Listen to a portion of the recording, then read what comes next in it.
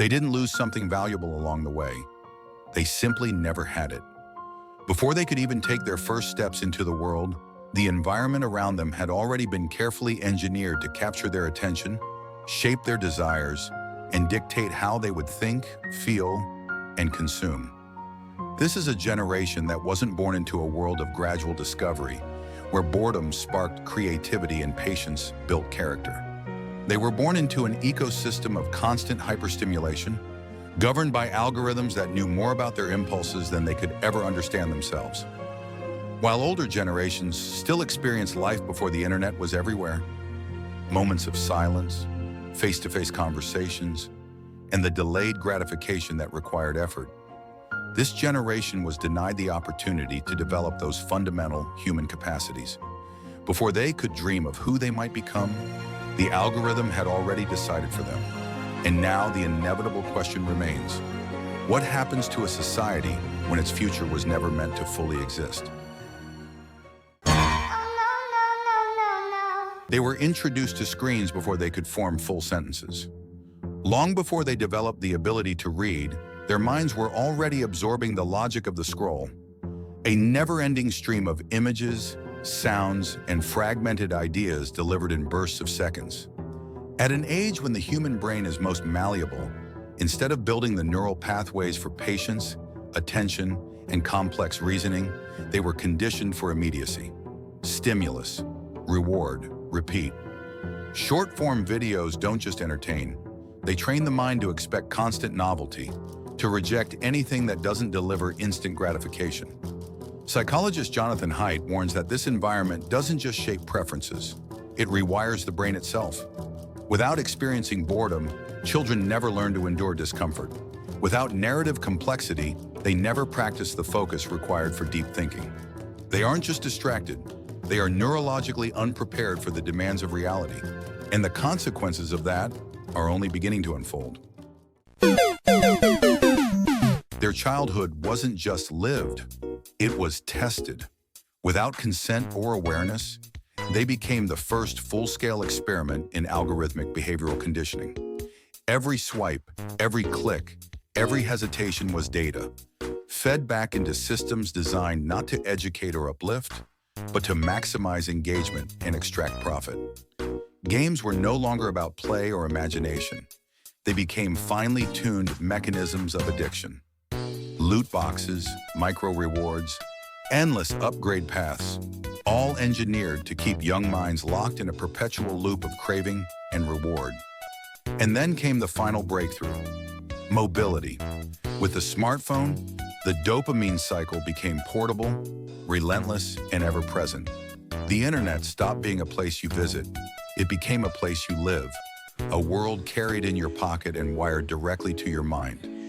In this new reality, every quiet moment became an opportunity for re-engagement, and every child, a willing test subject in a game they never knew they were playing.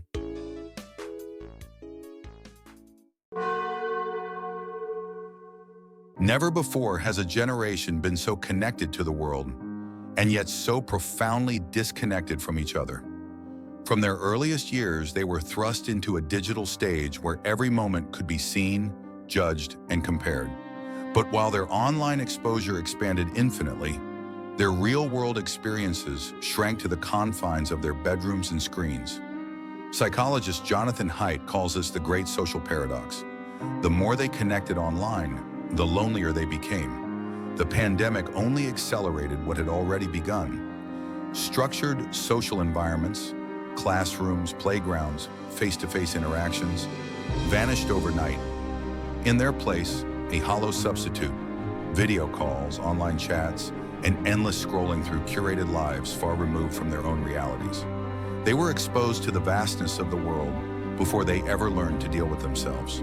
Before they developed confidence, resilience, or the tools to navigate real human connection, they were already drowning in a sea of external judgment. And now they struggle to recognize something their ancestors took for granted: the quiet, imperfect, unfiltered reality of simply being together.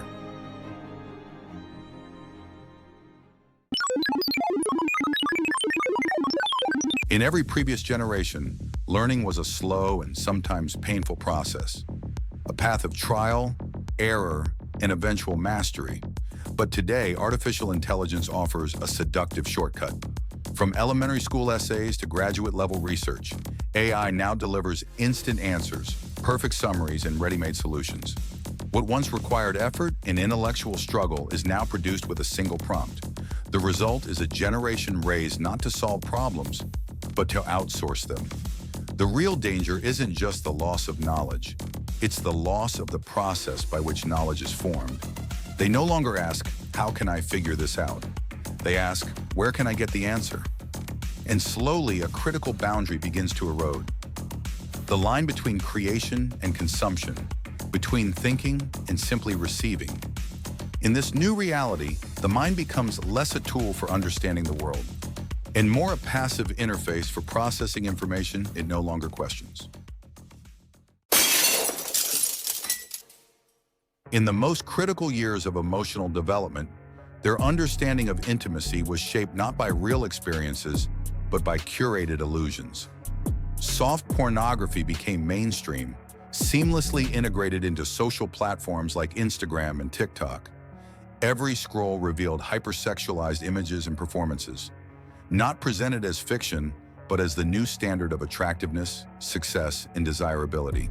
And beyond that veil, explicit content was only a few clicks away, normalizing distorted expectations about relationships, intimacy, and even the value of human connection itself. Psychologist Jonathan Haidt offers a stark warning. A generation constantly exposed to curated perfection and virtual intimacy becomes emotionally fragile and relationally disconnected. They no longer learn how to navigate the slow, imperfect realities of human relationships. The discomfort of vulnerability, the patience required to build trust, the resilience needed to overcome conflict. Instead, every connection becomes transactional, every interaction a performance. In the end, they are left addicted to the idea of intimacy, while becoming increasingly incapable of experiencing the real thing.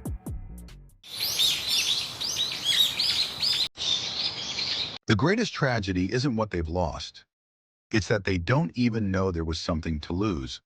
Born into a reality shaped by constant stimulation and immediate gratification, they have no emotional or cognitive memory of a life lived differently. They never experience the quiet satisfaction of delayed rewards.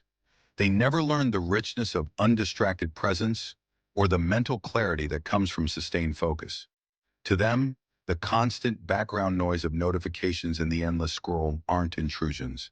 They're simply life as it has always been. And that is the most dangerous part of this crisis. You can't miss what you never experience.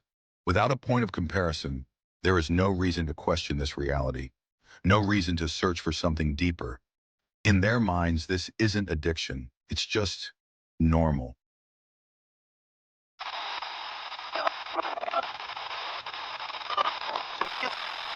Emotional fragility becomes the inability to face even the smallest frustrations of adult life. Cognitive fragility becomes the refusal, or the outright inability, to wrestle with complexity, nuance, and the slow, often uncomfortable process of critical thinking. In a society shaped by these limitations, people no longer seek to understand their problems. They demand that someone solve them, quickly, painlessly, and without requiring any personal sacrifice. And when reality proves more complicated than a simple answer, they don't adjust their expectations. They change their leaders.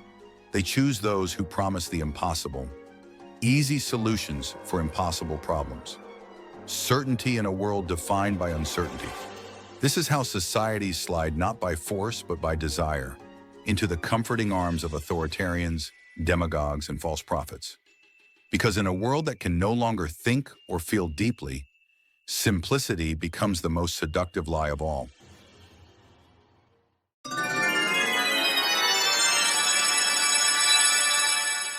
Financial literacy was never part of their upbringing. And where knowledge was absent, the algorithm filled the gap with one irresistible message: pleasure now, consequences later. They don't save for the future. They spend to survive the present. Reward is always just one click away.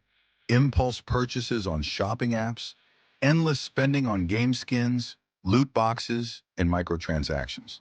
Subscription models that drain resources invisibly, month after month. Money, once a tool for freedom and long-term security, has become nothing more than a means to chase the next dopamine hit. This generation lives trapped in an aspirational luxury lifestyle, renting apartments but financing designer clothes, drowning in debt while flashing the latest smartphone, booking vacations on credit just to fill a social media feed. Status isn't earned anymore. It's rented and often on credit. The mindset of building wealth has all but disappeared. Why endure the slow, disciplined path of investing in ownership when success now appears as little more than a lottery, won by influencers, viral stars, and those lucky enough to hit the algorithmic jackpot? Why build slowly when you believe the only way to win is to be chosen by chance?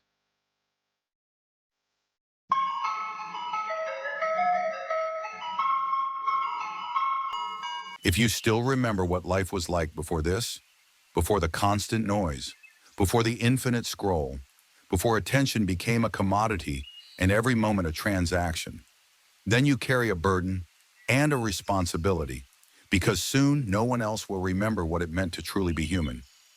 We are witnessing the rise of a generation that lives entirely in the present, not because they choose to, but because they have lost the very concept of a future worth working toward.